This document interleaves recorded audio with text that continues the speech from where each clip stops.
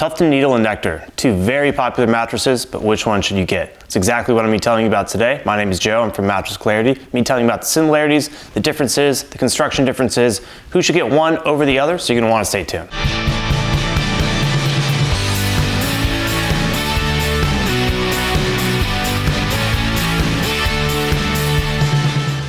All right, let's talk about the similarities between these two mattresses. They're both all foam mattresses with a similar base layer. They're in the same general firmness range as well, kind of that medium firmness range in general. And they're also good for combination sleepers, so people that switch positions at night. All right, we know about the similarities, but what are the differences? So there's materials differences. So the Nectar's gonna be about an inch thicker overall. It's gonna have 4 layers technically versus 2 layers. It's also got memory foam in it versus proprietary adaptive foam, which is kind of a memory foam / latex-like kind of combined foam that the Tuft Needle has, which is more of a responsive feel overall.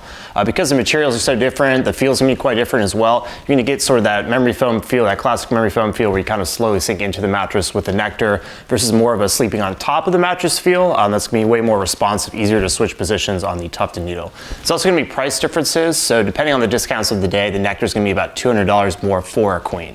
All right, now let's talk about the construction of both mattresses and see what the differences are. Starting with the Tuft Needle, very kind of no frills construction. You have a nice soft cover, then you have 3 inches of a proprietary foam called adaptive foam. Kind of mixes in memory foam and latex-like qualities. It's gonna sleep cool, it's pretty breathable overall. It's got pretty good pressure relief. It's 3 inches overall, and then it's gonna be over a base layer, which is a pretty standard base layer in other all foam mattresses. So again, mixing in memory foam and latex-like qualities, you're not gonna get the feeling of getting stuck because it's a very responsive foam at the same time, while still having very good pressure relief.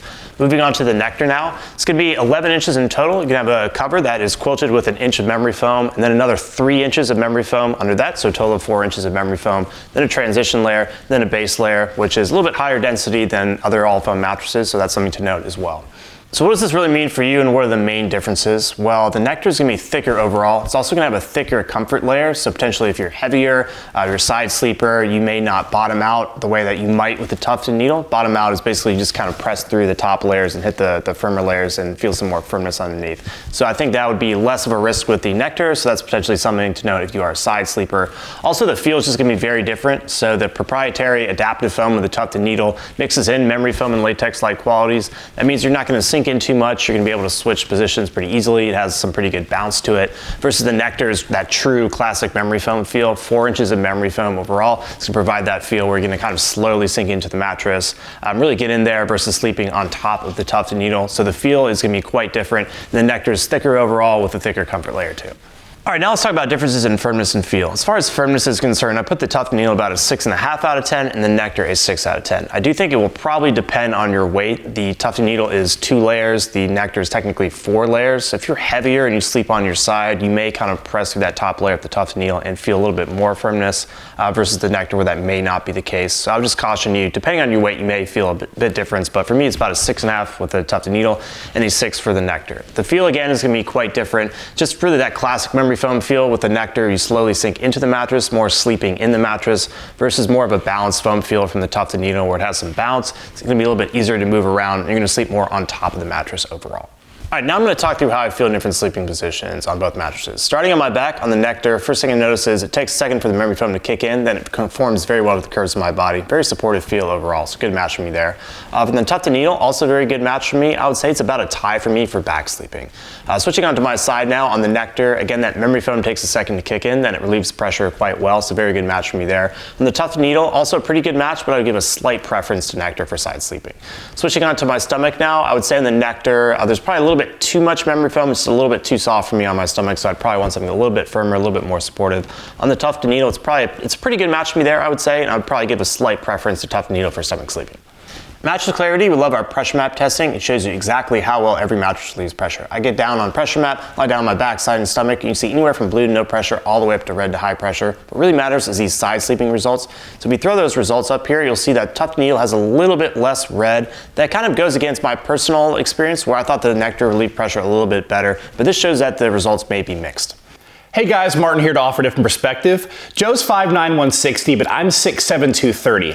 I'm a larger person than Joe. I want to give my experience with these two mattresses. So in terms of firmness, I thought the Tuft Needle was a 6.5 out of 10. The Nectar is closer to a 6 out of 10. Now in terms of sleeping position, starting on the Tuft Needle on my back, it's not quite supportive enough for me. I kind of sink right into the mattress, not feeling enough support, not feeling enough lumbar support as well, so not the best match for back sleeping for someone of my size. Moving to my side, however, I'm feeling some decent pressure relief on my shoulders and my hips. I think if you're much heavier than me, you might press even further, feel some more firmness on your shoulders and your hips. Moving to my stomach, the mattress again is not supportive enough for me. I'm bowing in at the hips and getting out of alignment. Moving over to the Nectar on my back, actually a pretty good match for me. It is softer overall than the Tuft Needle, but more supportive in my opinion. So my hips sink in the right amount, feel nice lumbar support, nice contouring as well. Very, very nice for back sleeping.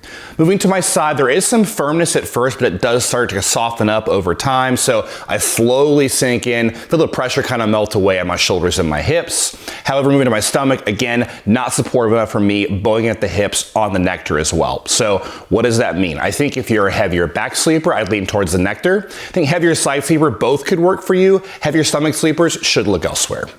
If you sleep with a partner, there's two additional things you're going to want to consider looking at a mattress. That's motion transfer and edge support. Motion transfer is basically if your partner's moving around on that side of the bed, is that motion going to be isolated or transfer over to you and possibly wake you up at night?